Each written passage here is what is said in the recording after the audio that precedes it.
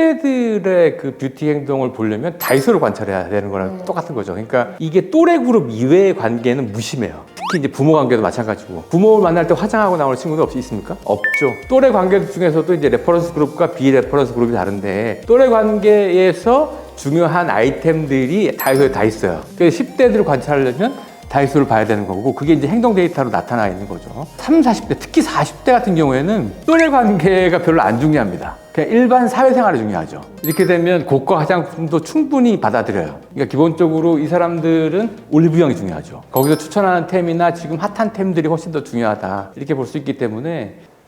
네, 안녕하세요. 엠브랜TV 윤덕환입니다.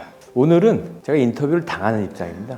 그래서 인터뷰어를 모시고 독특하게 방송을 한번 시작해 보겠습니다. 네, 안녕하세요. 로그인디 조현경입니다. 최근에 저희가 뷰티 웨비나랑 세미나를 많이 진행을 했는데, 뷰티 소비자들이 어떻게 일상생활에서의 인간관계는 어떻게 달라지고 있고, 소비 패턴은 어떻게 변화하고 있고, 이런 소셜적인 측면에서의 질문이 생겨서 오늘 윤덕환 박사님을 오늘 이 자리에 모셨습니다. 최근 장기적으로 불황이 계속 이어지고 있잖아요. 불황이 이어지는 차원에서의 국내 뷰티 시장에서도 뭔가 영향을 줄 것 같은데, 불황 시대에 소비 행태나 또 외모를 가꾸는 소비자들의 변화, 이런 것들이 좀 읽혀지는 것들이 있나요? 뷰티 전문가신데 이게 공자님 앞에서 문자를 얘기해야 되는 제 입장이 참 당혹스럽습니다. 불황이 되면 트렌드 입장에서 보면은 특징이 딱 하나예요. 인간관계가 줄어듭니다. 덜 만나는 게 여러 트렌드에 영향을 주는데, 뷰티하고 패션 같은 트렌드는 인간관계에 영향을 받습니다.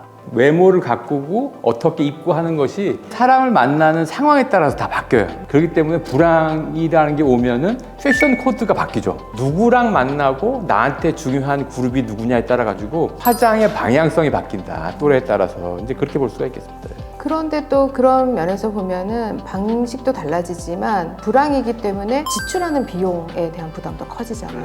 그러니까 뭐 가성비란 얘기도 나오고, 소비를 줄이는 방법을 뭐 듀프 소비 이런 얘기들도 나오는데, 그런 부분도 이 뷰티나 이런 거를 같이 이제 적용이 된다고 할 수 있는 거잖아요. 딥데이터에서 저희가 지난번 그 세미나 때도 본 게, 10대들의 그 뷰티 행동을 보려면 다이소를 관찰해야 되는 거랑 똑같은 거죠. 그러니까 이게 또래 그룹 이외의 관계는 무심해요. 특히 이제 부모 관계도 마찬가지고, 부모를 만날 때 화장하고 나오는 친구도 있습니까? 없죠. 또래 관계 중에서도 이제 레퍼런스 그룹과 비레퍼런스 그룹이 다른데, 또래 관계에서 중요한 아이템들이 다이소에 다 있어요. 그래서 10대들을 관찰하려면 다이소를 봐야 되는 거고, 그게 이제 행동 데이터로 나타나 있는 거죠. 30, 40대, 특히 40대 같은 경우에는 또래 관계가 별로 안 중요합니다. 그냥 일반 사회생활이 중요하죠. 이렇게 되면 고가 화장품도 충분히 받아들여요. 그러니까 기본적으로 이 사람들은 올리브영이 중요하죠. 거기서 추천하는 템이나 지금 핫한 템들이 훨씬 더 중요하다, 이렇게 볼 수 있기 때문에, 불황 때는 기본적으로 인간관계의 방향성이 뷰티나 화장하는 특성들을 좌우하는 거는 또래 집단이나 레퍼런스 그룹이 누구냐를 관찰하는 게 가장 먼저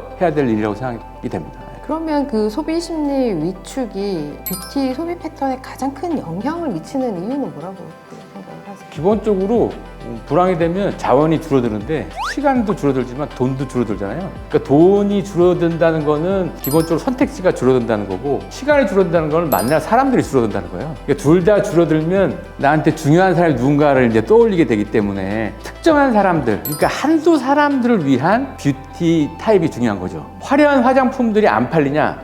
팔리죠. 중요한 사람들을 위해서. 근데 많이 안 팔립니다. 그 만남의 횟수 자체가 줄어들기 때문에, 저도 보면 장소까지 이동하는 과정에서 올리브영이 있거나 다이소가 있거나 그러면 들어가서 충동 구매도 하고 하거든요. 근데 그런 부분이 횟수 자체도 줄어드니까 충동 구매 횟수도 당연히 줄어들 거고, 그리고 아까 말씀하신 것처럼 관계의 중요성에 따라서 비싼 화장품을 살 수도 있고 저가 화장품을 살 수도 있고, 그럼 이게 양극화 현상으로 계속 이어진다라는. 이게 이렇게 보시면 됩니다. 인간관계에서 깊이 있게 소통하는 사람들이, 저희가 최근에 뭐 2024년 12월에 조사한 것도 있는데, 깊이 있는 커뮤니케이션 있죠. 그러니까 누구한테 조언해주거나 싫은 소리 한다거나, 이거 아무나한테 못하잖아요. 굉장히 깊이 있는 커뮤니케이션이라면 끈끈한 인간관계라고. 너 얘기하죠. 이런 거 좀 고쳐야 되겠어. 이거 아무나 못하. 제가 대표님한테도 못해요. 하나?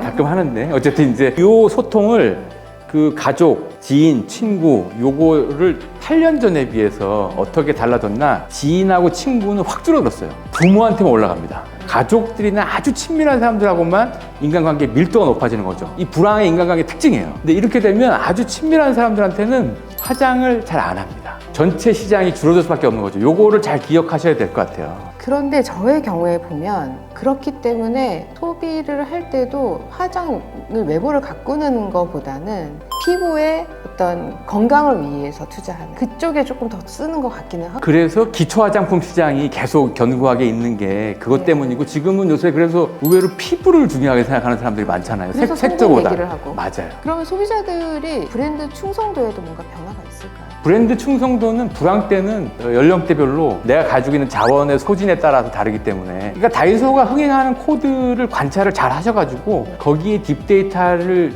잘 읽으셔야 될 것 같아요. 거기에 많은 것들이 담겨 있습니다. 기본적으로 가격의 레벨을 그 수준으로 정해놓은 사람들이 많다는 거예요. 나는 이 5,000원 안에서 쓸 거야. 또는 10,000원이야. 그러니까 이런 식의 가격 단위가 정해져 있는데, 요거를 다른 쪽의 데이터로 비교해 보면 저희들이 이제 QSR 리포트라고 햄버거 상품 중에 로코노미 상품 있잖아요. 무슨 대파, 무슨 고추 해가지고 뭐 팔잖아요. 지역에. 그게 마케팅 효과가 굉장히 좋거든요. 그러면서 햄버거 브랜드 이미지가 좋아졌어요. 근데 여러분 그 QSR 리포트를 찾아보시면 탑 1, 2, 3가 뭔지 아세요? 1등이 빅맥, 상하이버 이런 거, 전통적인 강자가 잘 팔려요. 이게 무슨 이야기냐면 불황 때는 브랜드 마케팅 효과는 있지만 실제로 소비 수준을 정해놓는다는 거예요. 그래서 이거 똑같은 공식으로 뷰티도 마켓을 정해하셔야 됩니다. 굉장히 중요한 포인트를 지적을 해주셨는데, 그러면 앞으로 불황 속에서 시장을 준비하는 브랜드가 가장 주목해야 할 부분은 어떤 점일까요? 기업들은 이제 데이터에 좀 주목을 하셔야 되는데, 왜냐하면 불황이 되면은 자기가 경제적 상황이 좋지 않은데 이 상황을 드러내고 싶지 않아요.